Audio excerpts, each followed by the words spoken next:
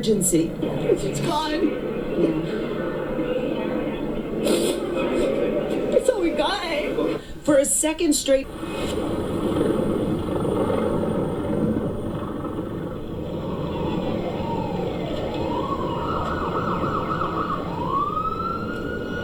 Shit,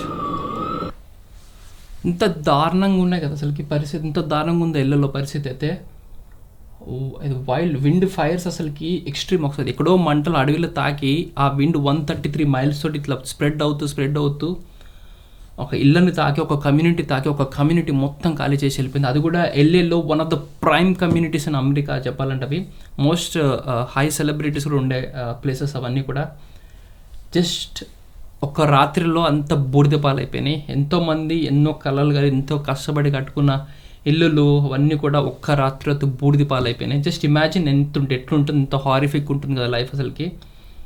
దారుణమైన పరిస్థితి అసలుకి. అందరు కూడా చాలామంది కూడా నిందాక న్యూస్ చూస్తూ ఉంటే ఈ న్యూస్ చూస్తూ ఉంటే చాలామంది కూడా ఇట్లా అసలు మా ఇల్లు ఎక్కడ ఉందో కూడా గుర్తుపట్టలేకుండా అయిపోయిందని చెప్పేసి అంటున్నారు. కొంతమంది ఏంటంటే అక్కడ అన్ని చెక్కలతోటి మామూలుగా వుడ్ తోటే కన్స్ట్రక్ట్ చేస్తారు ఇల్లులను కూడా. చిమ్నీ ఒకటి ఏదైతే ఉంటుందో మనకి ఎగ్జాస్ట్ ఉంటుంది కదా, పొగ కుకింగ్ దగ్గర ఎగ్జాస్ట్ ఉంటుంది కదా బయటికి వెళ్ళి, అది ఒక్కది సిమెంట్తో కన్స్ట్రక్ట్ చేస్తారు అనుకుంటుంది, అది బ్రిక్స్ తోటి. అదొక్కటి మిగిలి ఇది మాది అని అట్లా గుర్తుపెట్టుకుంటున్నారు. అండ్ ఇంకా అసలుకి ఏ వస్తువులు తీసుకెళ్ళాలి బయటికి అందరిని ఎవాక్యుయేట్ చేసేస్తున్నారు. ఏమేమి వస్తువులు మేము తీసుకెళ్ళాలి, ఏం వదిలిపెట్టాలి అర్థం కాకుండా ఉంది. అన్నీ కూడా మేము ఎంతో ఇష్టపడి కష్టంగా కొనుక్కునేవన్నీ కూడా ఏది వదిలిపెట్టాలో కూడా తెలియట్లేదు అని చెప్పేసి అట్లీస్ట్ లాస్ట్కి చివరికి ఫోటోలు ఏమైనా చూసుకొని బాగుంటుందా అన్ని ఫోటోలు తీసుకుంటూ వస్తున్నారు. ఏది తీసుకురావాలి, ఏది వదిలిపెట్టాలో తెలియక అసలు ఘోరమైన పరిస్థితి ఉంది. అండ్ ఎంత almost like $58 billion of loss అండి. ఇది ఒకటి ఈ ఫైర్ యాక్సిడెంట్ ఏదైతే ఉందో అదొక్కటే $58 బిలియన్ ఆఫ్ లాస్ అంటే. ఇది just one of the highest. అసలుకి ఇంత డిస్ట్రక్షన్ ఈ టైంలో ఇక్కడైతే ఎప్పుడు జరగలేండి ఇలాంటి డిస్ట్రక్షన్. అండ్ విచిత్రం ఏంటంటే అమెరికాలోనే ఒక పార్ట్ ఆఫ్ ద అమెరికాలో ఎల్ఏలో మొత్తం వైల్డ్ ఫైర్ అయితే, ఇంకా విండ్తో కూడిన ఫైర్ మొత్తం ఇట్లాంటి ఫైర్ అయితే స్ప్రెడ్ అవుతూ వస్తుంది. ఇంకో పార్ట్ ఆఫ్ ద అమెరికాలో మొత్తం మంచుతో కప్పడిపోతుంది అసలుకి. ఇదే కదా గ్లోబల్ వార్మింగ్ అంటే అసలుకి. ఒక దగ్గర ఫుల్ వేడి గాలితోటి మంటలు రేగుతున్నాయి, ఇంకొక పక్క మంచుతోటి. I don't know what is happening అసలుకి. ఇదే గ్లోబల్ వార్మింగ్ అంటే అసలుకి. మనం నేచర్ డిస్ట్రాయ్ చేస్తుంటే మన నేచర్ కూడా మనం డిస్ట్రాయ్ చేస్తూ ఉంది అసలుకి. అసలు ఎక్స్ట్రీమ్ అసలుకి. 2025 ఎలా స్టార్ట్ అయిపోయిందో అసలుకి అర్థం కావట్లేదు. అండ్ వన్ ఆఫ్ ద ఇంకా సాడెస్ట్ పార్ట్ ఏంటంటే యూజువల్లీ ఇట్లాంటి వాటికి మనకి ఏమైనా ఒకవేళ పొరపాటున ఏమైనా అగ్ని ప్రమాదం జరిగి అది ఉంటే అట్లాంటి వాటికైనా ఇన్సూరెన్స్ వస్తుంది. కానీ ఇట్లాంటి న్యాచురల్ కెలామిటీస్కి ఏమొస్తుంది, ఇన్సూరెన్స్ రాదు కదా. బుక్ పాలైపోయిన అసలుకి. ఓవర్ నైట్లో అందరు కూడా ఇట్లా అయిపోయినారు అసలు. ఫుల్ ఏడుస్తూ ఉన్నారు ఒక్కొక్కరు. ఏదైనా మన ఇంట్లో మంచి ఇష్టంగా దాచుకున్న వస్తువు పోతేనే ఎక్కడని వెతికి ఏడుస్తాం. అట్లాంటిది ఇల్లే పోతే జస్ట్ అందరికీ లైఫ్ కదా ఇది. ఇల్లు అనేది ఎంతో, అది కూడా వెళ్ళే ప్రైమ్ ఏరియాలో కట్టుకునే ఇల్లు అంటే అంతే కష్టం. అది ఇంకా అది టూ మచ్ అసలుకి. చాలా దారుణమైన పరిస్థితి ఉంది అసలుకి. ఆ విజువల్ చూస్తుంటే ఘోరమైన పరిస్థితి అనిపిస్తుంది.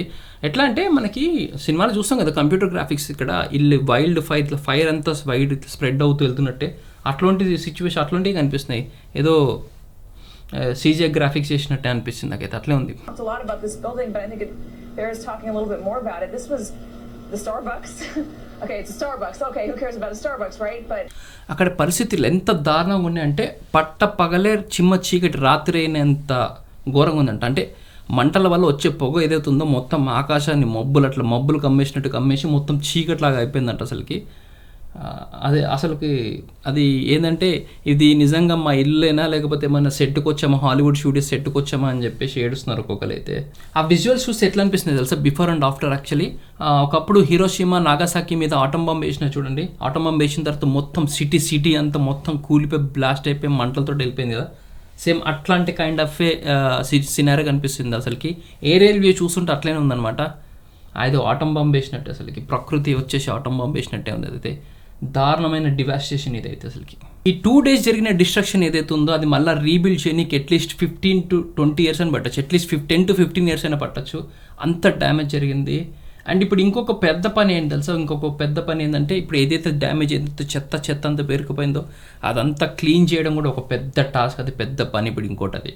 అండ్ చాలామంది కూడా నాకు యుఎస్ నుంచి వ్యూయర్షిప్ అయితే నా ఛానల్లో చాలా ఉంటుంది యాక్చువల్లీ. ఐ హోప్ మీరందరూ కూడా సేఫ్గా ఉన్నారని చెప్పేసి అనుకుంటున్నాను. అండ్ అంతే, ఏది పోయినా సంపాదించుకోవచ్చు కానీ ప్రాణం పోతే ఏం చేయలేం కదా. And let's hope and let's pray everything will be in control. Actually ఇంకా 1-2 డేస్లో మొత్తం కంట్రోల్ కూడా అయిపోతుంది అని చెప్పేసి లెట్స్ ప్రే చేద్దాం. అండ్ హాలీవుడ్ స్టూడియోస్ని కూడా తాకిందంట మంటలు. Okay, let's pray.